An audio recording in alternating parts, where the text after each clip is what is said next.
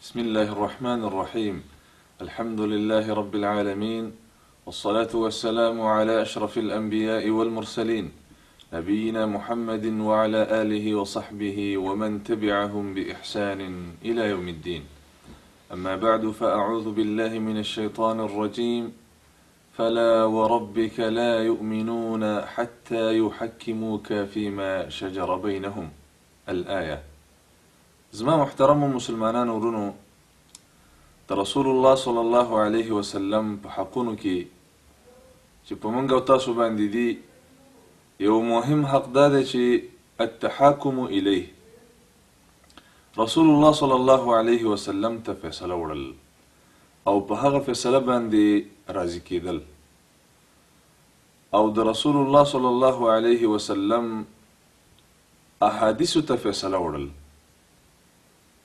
زما عزتمندو، ډیر انسانان به تاسو وګورئ، مسلمانان، چې هغوی د رسول الله صلی الله علیه وسلم د تابعدارۍ چغې وهي او د رسول الله صلی الله علیه وسلم سره د محبت دعوی کوي، خو بیا چې کله یو فیصله راشي نو هغه فیصله د رسول الله صلی الله علیه وسلم په احادیثو باندې نه کوي، بلکې د الله د رسول صلی الله علیه وسلم د احادیثونه جوابونه کوي. نو د رسول الله صلی الله علیه وسلم حق دا دی چې هغه ته فیصله یوړل شي او د هغه په فیصله باندې سړی راضي شي.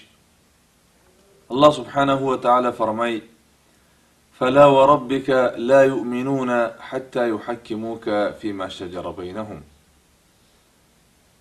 الله جل جلاله فرمای: اے محمد صلی الله علیه وسلم، ستا په رب دې زما قسم وي، یعنی الله سبحانه وتعالی په خپل ذات باندې قسم کوي چې دې کې ډیر تاکید پروت دی او په دې کې ډیره قوي معنا پرته ده او په دې کې ډیر زور دی. الله سبحانه وتعالی چې دا کلمات وایي چې اے محمد صلی الله علیه وسلم، ستا په رب مې دې قسم وي، داسې نه ده لکه دا خلک چې څنګه ګمان کوي.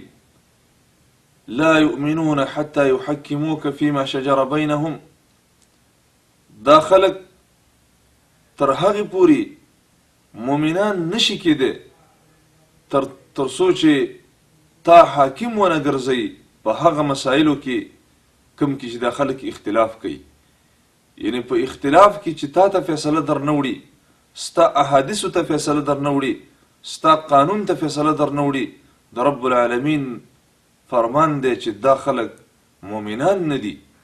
ډیر د ویرې آیات دی، ډیره ویره ورکړي هغه چاته چې څوک د رسول الله صلی الله علیه وسلم په فیصله باندې نه راضي کیږي.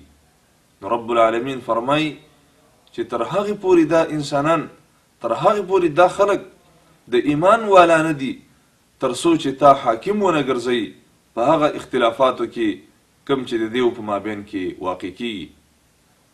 حتى يحكموك فيما شجر بينهم ثم لا يجدوا في أنفسهم حرجا مما قضيت. او بیا ستا په فیصله باندې دی په خپلو سینو کې تنګسۍ ونه مومي، ستا په فیصله باندې نه خفه کیږي او بلکې ستا په فیصله باندې راضي وي، ستا په فیصله باندې خوشحاله وي، اگر که د ستا فیصله د دیو په خلاف باندې وي. ويسلموا تسلیما، او ستا فیصلې ته غاړه کیږي. نو زما عزتمندو، د رسول الله صلی الله علیه وسلم په حقوقو کې یو مهم حق هغه دا دی چې د الله په رسول باندې باید فیصله وکړي شي، او دا آیات کریمه واضحه ده، هیڅ تفسیر ته ضرورت نه لري. زما عزتمندو، مفسرینو د دې آیات په شان نزول کې لیکي چې یو منافق او یو یهودي و، د هغوی په مابین کې اختلاف راغی. نو دا فیصله رسول الله صلی الله علیه وسلم ته یوړله. نو کله چې رسول الله صلی الله علیه وسلم فیصله د یهودي په حق کې وکړله، خو د منافق خو زړه نه قلارېده. منافق هو وایي همدې ته چې دوه رنګې وي او همیشه په خپلو مصالحو کې فکر کوي او د دین اسلام د دې هیڅ اهتمام ورسره نه وي، قدر ورسره نه وي، نو دې منافق وویله چې راځه چې دا فیصله عمر رضی الله تعالی عنه ته یوسو. نو لاړ کله چې فیصله عمر رضی الله تعالی عنه ته یوړله، د یهودي ورته وویله چې دا فیصله مخکې موږ ستاسو پیغمبر ته هم وړې وه، دا فیصله محمد رسول الله صلی الله علیه وسلم کړي، خو چونکې دا ستاسو مسلمان نه مني او وایي چې راځه دا فیصله په عمر باندې کوو. نو عمر د هغه منافق نه تپوس وکړو چې دا یهودي رښتیا وایي، همداسې د تاسو دا فیصله وړي محمد صلی الله علیه وسلم ته؟ نو منافق ویل چې او دا فیصله موږ وړي. نو عمر رضی الله تعالی عنه وفرمایل چې تاسو لږ انتظار وکئ د دې لپاره چې زه ستاسو فیصله وکم. نو عمر رضی الله تعالی عنه له کوره توره راویستله او د منافق سر یې غوڅ کړه او دا یې وفرمایل چې څوک د الله د رسول صلی الله علیه وسلم په فیصله باندې نه راضي کیږي، عمر د هغوی په حق کې داسې فیصله کوي.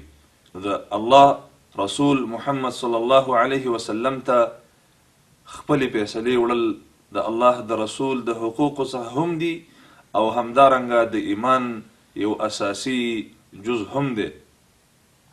د الله سبحانه وتعالی نه دعا کوو چې موږ او تاسو د الله د رسول په فیصله باندې خوشحاله یو او موږ او تاسو د الله د رسول رښتونی امتیان جوړ شو. والسلام علیکم ورحمة الله وبرکاته.